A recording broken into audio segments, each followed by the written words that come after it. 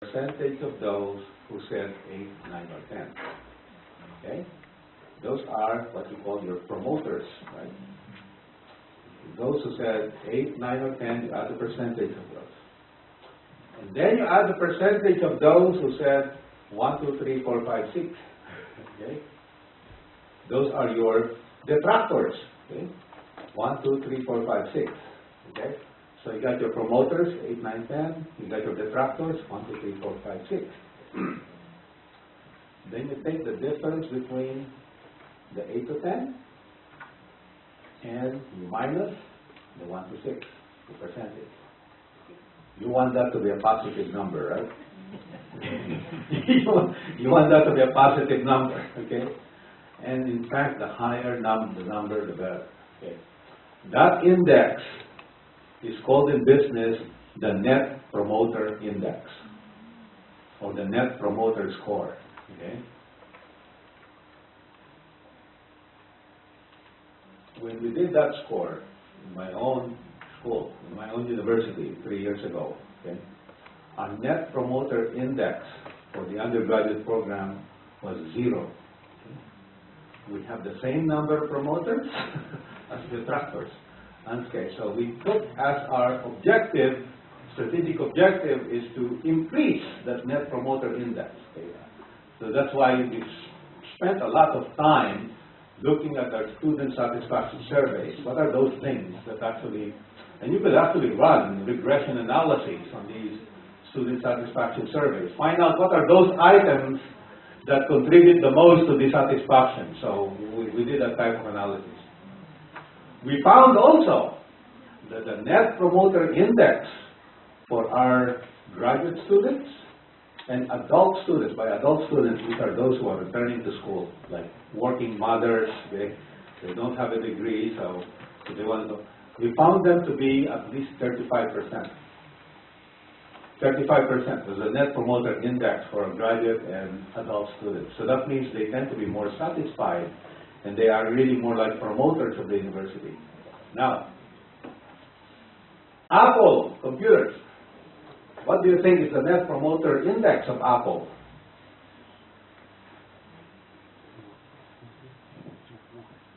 Net promoters minus detractors. The 8 to 10 minus the 1 to 6. Do you think it's positive? Very positive, huh? And the last time I checked, it was in the 60s, like 60 to 70%. Okay. Now, what about airlines? Airlines. Okay. The Net Promoter Index of airlines, banks, they are low. Okay, pretty low. Okay, so that's a good KPI to have. Okay. In fact, if you do that KPI, you're one of the few universities in the world that does that KPI. Okay. So talk about being a leading university. Okay. Because it captures a lot of concepts, okay? And in fact, this is one analysis that we did. The last time that we looked at our student satisfaction surveys, because we can identify the response of every one of the students, right? So, and then we just added one more variable, okay? One more variable here. Is this person a net promoter or a net detractor? Right? If this person answered 8, 9, or 10, then we said net promoter. And then is this person a net detractor, 1 to 6, and net detractor. So we just added that one variable in our student satisfaction survey.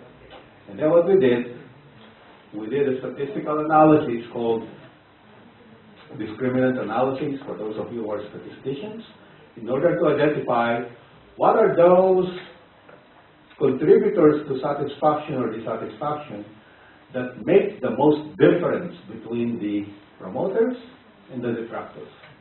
And then we focus on those. Yes? What more saving? Pardon? And you said that I want to fix detractors. What Yeah. about 7? Oh, you forget about 7, or you forget the 7, because it's just to maximize. In fact, I may even be wrong. I think 7 is part of the detractor even, but forget about the 7. So it's 1 to 5, those are the definite. The 1 to 4, definite that they're not going to recommend you. 5, you might as well consider that the 5 will probably not recommend you. And 7 is, yes, they will recommend you, but they're not going to recommend you as strongly as you probably want as the 8s, 9s, or 10s. And so you just use 8 to 10, and then minus the 1 to 5, or 1 to 6. And what is the exact word that you use in the 7 item? Will you recommend this university to your friends? For the 7. No, it's just a 1 to, I just put words on from 1, the only one that have words is 1, 5, and then 10. 10 is definitely, most definitely recommend, okay? And then, in fact, during the break, I will look it up in my iPad, and I'll give you... It looks like a visual analog scale, like that? Oh, you can even have a visual scale, like a happy face, and then the unhappy face in the end, so different smiles, and in the end, okay, so, but the concept is you measure the high end minus up to the middle, okay, and that's the Net Promoter Index, okay, and you track that over time. And you can even do statistical analysis to identify what makes the most difference. Okay? Questions? Yes? So, does it make difference if you use this like 5 scale?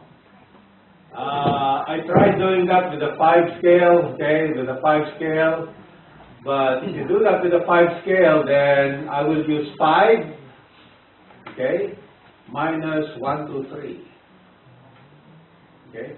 But if I use 5 and then 1, 2, 3, then it's going to really, the net promoter that I get is going to be lower than what it really is. Okay?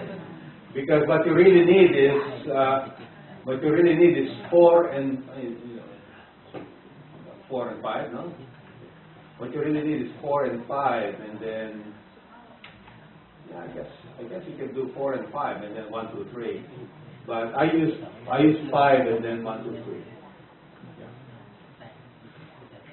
Okay. Yes. Okay, I have one question. Maybe this question not occur in US. I mean, how do you know that people will answer your questionnaire with intention, or just do it for so-so? Yeah, sorry. Well, it does. It occurs in the U.S. too. There's a research what is called the social desirability bias. That when you have consumer surveys, that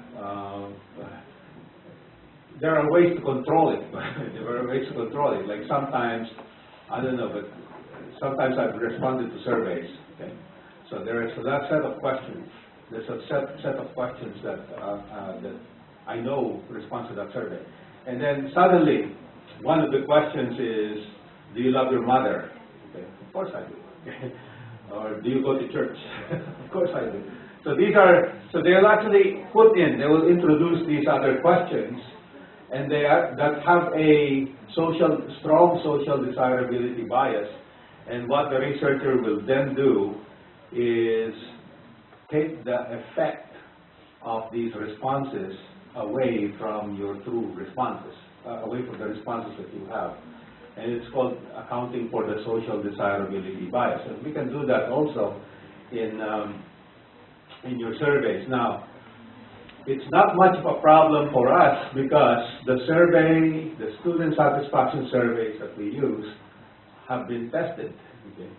They're tested for reliability, validity over larger samples. We do not generate our own surveys. Like we use a national survey that have undergone that testing, and so they've been tested for those types of biases.